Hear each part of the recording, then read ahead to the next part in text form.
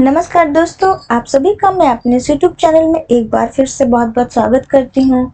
हम पढ़ रहे थे अध्याय 2 बहुपद, जिसमें आज का टॉपिक है हमारा समान पद और असमान पद। आज इसी टॉपिक में हम अच्छे से इसके बारे में समझते हैं। सबसे पहले हम पढ़ते हैं समान पद। समान पद का दूसरा नाम होता है सजातीय पद और इसे इंग्लिश में क्या बोलते हैं? Like terms. क्या कहते हैं इसे हम? Like terms.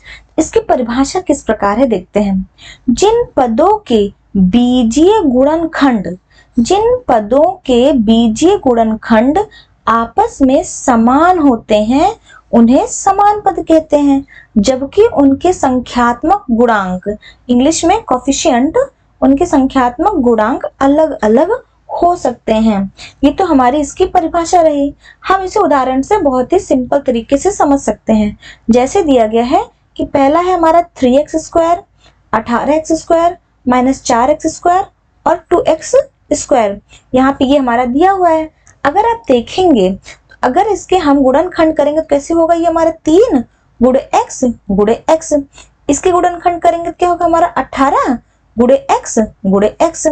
इसका करेंगे माइनस 4 गुणे x और इसका करेंगे तो 2 गुणे x, क्योंकि यहाँ पे x हमारे कितनी बार है? 2 बार है। यहाँ x कितनी बार है? 2 बार है। यहाँ पे x कितनी बार? 2 बार।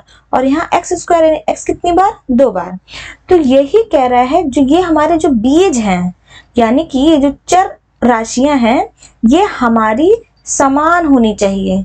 अगर आप देखेंगे तो 3x square, 18x square minus 4x square और 2x स्क्वायर में जितने भी सब में क्या है? x स्क्वायर कॉमन है।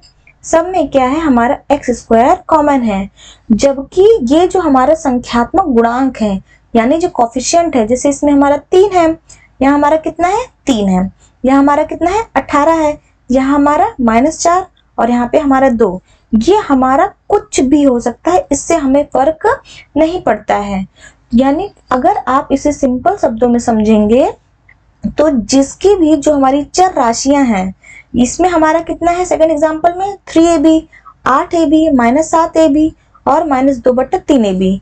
अगर आप देखेंगे तो यहाँ भी ab है, यहाँ भी ab, ये भी ab है और ये भी ab है। यानी जितनी भी हमारी ये चर राशियां हैं, इनके जो गुणांक हैं, अगर जब इनके गुणनफल हम जब करते हैं तो हमारा 3 गुणे a गुणे b, इसका करेंगे तो 8 गुणे a गुणे b, इसका माइनस 7 गुणे a गुणे b और इसका माइनस 2/3 गुणे a गुणे b। यानी सब में हमारा ab हमें मिल रहा है। अगर सब में एक जैसा मिल रहा है तो इसी को हम क्या कहते हैं? समान पद कहेंगे। अगर आप इस वाले एग्जाम्पल में देखेंगे तो इसमें m square n, m square n, m square n और m स्क्वायर n, सभी में क्या है? हमारा m स्क्वायर n है। तो इसीलिए ये सभी पद हमारे कैसे पद होंगे? सभी पद हमारे समान पद होंगे। कैसे पद होंगे? सभी पद हमारे समान पद, यानी कि सजातीय पद, जिसे इंग्लिश में हम कहते हैं लाइक टर्म्स। अगला टॉपिक है हमारा असमान पद। क्या है हमारा? असमान पद। तो असमान पद को दूसरा नाम होता है हमारा विजातीय पद और इसे इंग्लिश में कहते हैं अनलाइक टर्म्स। तो इसकी परिभाषा क्या है? जिन पदों के बीजीय गुणनखंड आपस में समान नहीं होते हैं उन्हें असमान पद कहते हैं।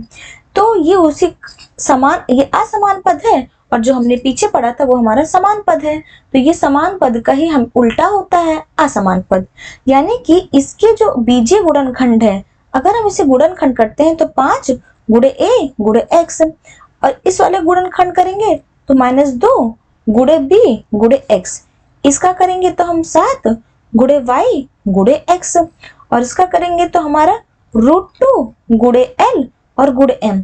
अगर आप ध्यान से देखेंगे तो ये जो हमारी चर राशियां हैं, ये जो हमारी चर राशियों का जो गुणनखंड आया है, ये सभी हमारी असमान है। क्या है? ये सभी हमारे असमान है। यहाँ ax है, यहाँ bx है, यहाँ yx है, यहाँ lm है, यानी कोई भी मिलता जुलता नहीं है। इसी वजह से ये कैसा पद है? ये हमारे असमान पद है। दूसरे उदाहरण में अगर आप देखेंगे तो यहाँ पे हमारा 2, ये a स्क्वायर b है, यानी कि a 2 बार गुणा है, यानी a गुणे a और फिर यहाँ पे b है। इस वाले में 3 गुणे b गुणे 2 बार a है, यानी a गुणे a। तो यहाँ पे 2 बार a और 1 बार b, और यहाँ पे b है पर a स्क्वायर b।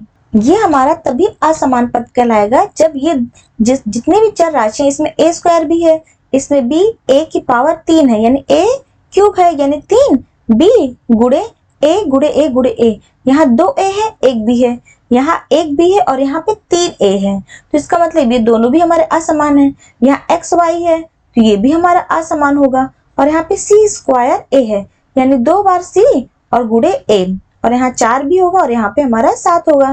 तो इस तरह से ये सभी पद हमारे कैसे होंगे, असमान पद कहलाएंगे। इसमें अगर आप देखेंगे तो 8 m स्क्वायर 2 बार है, यानी m गुणे n, और यहाँ पे 7 गुणे n गुणे n, यहाँ पे 4 गुणे p, यहाँ 8 गुणे c गुणे x और गुणे y।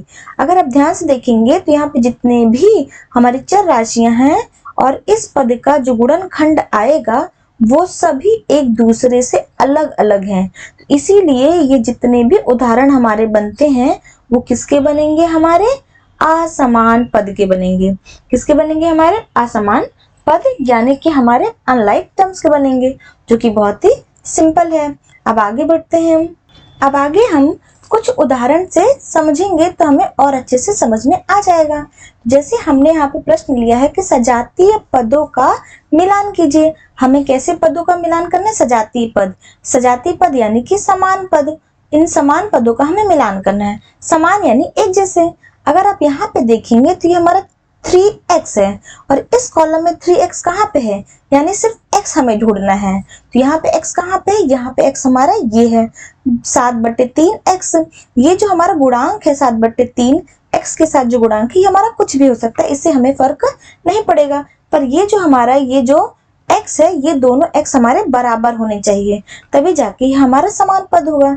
इसलिए ये 3x और 7/3x हमारे सजातीय पद यानी समान पद हैं। अब ये वाला 7xy, तो यहाँ xy कहाँ है, ये रहा। तो ये xy इस 8xy के समान पद हैं। -4m स्क्वायर n, हमें m स्क्वायर n ढूंढना है, ये रहा। तो ये और ये हमारे समान पद। यहाँ 7q है और q हमें मैच करना है, तो ये हमारा 9q से मैच हो जाएगा। 3mn, m और n एक बार है, तो यहाँ पे कहाँ है, ये रहा। तो ये 4mn से हमारा मैच होगा। 8a स्क्वायर b, यहाँ a स्क्वायर भी ये रहा और a स्क्वायर भी ये रहा, इसलिए ये दोनों समान पद हैं। और ये 1m है और यहाँ भी 1m है, तो इसलिए ये दोनों हमारे कैसे पद हो जाएंगे, ये हमारे समान पद हो जाएंगे। तो समान पद में कैसे होते हैं, कोई भी जो दो पद हमारे दिए गए हैं उन दोनों पदों के जो हमारी चर राशियां होती हैं ये दोनों हमारे समान होना चाहिए। सिंपल भाषा में ये दोनों हमारे कैसे होने चाहिए, समान होने चाहिए। और चाहे इसके जो हमारे गुणांक होते हैं वो हमारे कुछ भी हों, लेकिन जो ये हमारे इसके गुणांक करेंगे, जो चर राशियां होंगी वो दोनों हमारे कैसे होने चाहिए, समान। तो उसी को हम कहेंगे समान पद, और इसी का उल्टा हमारा होता है असमान पद। अब आगे बढ़ते हैं। नेक्स्ट टॉपिक है हमारा बहुपद की घात, यानी इंग्लिश में से क्या कहेंगे हम, डिग्री ऑफ अ पॉलिनोमियल। आखिर डिग्री ऑफ अ पॉलिनोमियल यानी कि किसी भी बहुपद की घात किसे कहते हैं, इसे हम उदाहरण से समझते हैं। मान लीजिए हमने एक बहुपद लिया px बराबर 9x³ plus 5x square plus 7। हमने ये एक बहुपद लिया। अब इस बहुपद में हमें पूछ रहा है कि इसकी घात क्या होगी। तो ये बहुत ही साधारण शब्दों में सिंपल से आप ये अगर समझें तो जो ये चर राशि है हमारी, इस चर राशि की जो उच्चतम घात होगी वही घात हमारी बहुपद की घात कहलाएगी। यानी अगर इस उदाहरण में 9x³ plus 5x square plus 7 अगर ये हमारा बहुपद दिया हुआ है, तो इसमें अगर आप देखेंगे तो ये x, ये हमारा जो चर राशि है इसके ऊपर की जो सबसे ज्यादा वाली पावर होगी, यहाँ पे 3 है और यहाँ पे 2 है, तो ये जो 3 वाली होगी यही इसका हमारा घात हो जाएगी। यानी इसकी जो बहुपद की घात क्या कहलाएगी, इसकी इस बहुपद की घात हमारी हो जाएगी 3 और यही इसका हमारा आंसर हो जाएगा। तो बहुपद की घात बहुत ही सिंपल है कि अगर कोई भी हमारा बहुपद दिया हुआ है, अब हम दूसरा उदाहरण देख सकते हैं। जैसे हमने लिया, मान लीजिए 7/3 क्यू की पावर 10 प्लस 3 क्यू की पावर 8 प्लस 3। अगर इसमें हमने पूछा कि इसकी घात कितनी होगी, इस बहुपद की घात, तो इस क्यू में अगर आप देखेंगे इन सभी चर राशियों में, तो जो सबसे ज्यादा वाली पावर होगी, जो सबसे उच्चतम घात होगी, इसमें 10 है, तो इसलिए इसकी जो घात कहलाएगी वो कितनी हो जाएगी, उत्तर हमारा 10। ये बहुत ही सिंपल था। हम और उदाहरण भी समझ सकते हैं। जैसे हमने लिया x² + 1, तो इसकी डिग्री कितनी होगी, यानी इसकी घात कितनी होगी। चूंकि यहाँ पे जो हमारी चर राशि वो हमारी x है, तो x की ज्यादा पावर कौन सी, हमारी 2 है, तो इसलिए इसकी घात कितनी जाएगी, हमारी 2। इस वाले उदाहरण में अगर आप देखेंगे x की पावर 3 + x + 4, तो इसमें इस x की जो पावर है, जो चर राशि की सबसे ज्यादा पावर कौन है, 3, इसीलिए इसकी घात कितनी हो जाएगी, हमारी 3। यही हमारी बहुपद की घात कहलाएगी, जो कि बहुत ही सिंपल है। अब आगे हमारा बहुपद के प्रकार, वो भी घात को ध्यान में रखकर है। तो सबसे पहला है हमारा रैखिक बहुपद, उसके बाद है द्विघात बहुपद और त्रिघात बहुपद। रैखिक बहुपद को इंग्लिश में लीनियर पॉलिनोमियल भी कहा जाता है, द्विघात बहुपद को इंग्लिश में क्वाड्रेटिक पॉलिनोमियल कहते हैं और त्रिघात बहुपद को इंग्लिश में क्यूबिक पॉलिनोमियल कहा जाता है। तो रैखिक बहुपद आखिर होता क्या है, जिसकी घात 1 हो। जैसे हमने उदाहरण लिया, हम इसे एग्जांपल से समझते हैं। हमने लिया x + 1, तो अगर आप देखेंगे तो यहाँ x की घात कितनी है, 1 है, तो यानी जिसकी भी घात 1 हो उसे हम क्या कहेंगे, रैखिक बहुपद। और अगर किसी की घात 2 हो, जैसे हमने लिया x² + x + 1, अगर जिसकी घात, जिस बहुपद की घात 2 होती है, इसकी घात कितनी है हमारी, इसकी घात हमारी 2 है, इसलिए इस बहुपद को हम क्या कहेंगे, द्विघात बहुपद। और त्रिघात 3 से पता चल रहा है, जिसकी 3 घात हो, तो यानी कि यहाँ पे अगर हम उदाहरण लेंगे x³ + x² + x + 1, तो अगर आप देखेंगे इसकी जो घात होगी इस बहुपद की, वो हमारी 3 होगी। इसकी घात हमारी कितनी है, 3 है, इसीलिए इसको हम क्या कहेंगे, त्रिघात बहुपद कहेंगे। यानी कि वो घात, और घात किसे कहते हैं, हमने पीछे पढ़ा अभी कि जो हमारी उच्चतम घात होगी किसी भी बहुपद की, किसी भी बहुपद की जो हमारी उच्चतम घात होती, उसी को हम बहुपद की घात कहते हैं। तो अगर आप देखेंगे इस पूरे बहुपद में सबसे ज्यादा पावर किसमें है, x की पावर 1 है, यानी कि x की जो घात 1 सबसे उच्चतम घात है, इसीलिए रैखिक बहुपद। जिसमें सबसे बड़ी पावर, जो सबसे बड़ी बहुपद की घात 2 है, इसलिए से हमें द्विघात बहुपद, यानी जिसकी घात 2 हो उसे द्विघात बहुपद, और जिसकी घात 3 हो उसे हम त्रिघात बहुपद कहते हैं। जो हमारा द्विघात बहुपद है, इसका जो जनरल इक्वेशन बनेगा वो कैसे बनेगा, वो हमारा ये px = ax² + bx + c। अगर आप इसको देखेंगे इस द्विघात बहुपद को, तो इसमें ये x की सबसे ज्यादा पावर 2 है, इसलिए हमारे द्विघात बहुपद है, और जो कि इसका ये जनरल इक्वेशन है हमारा।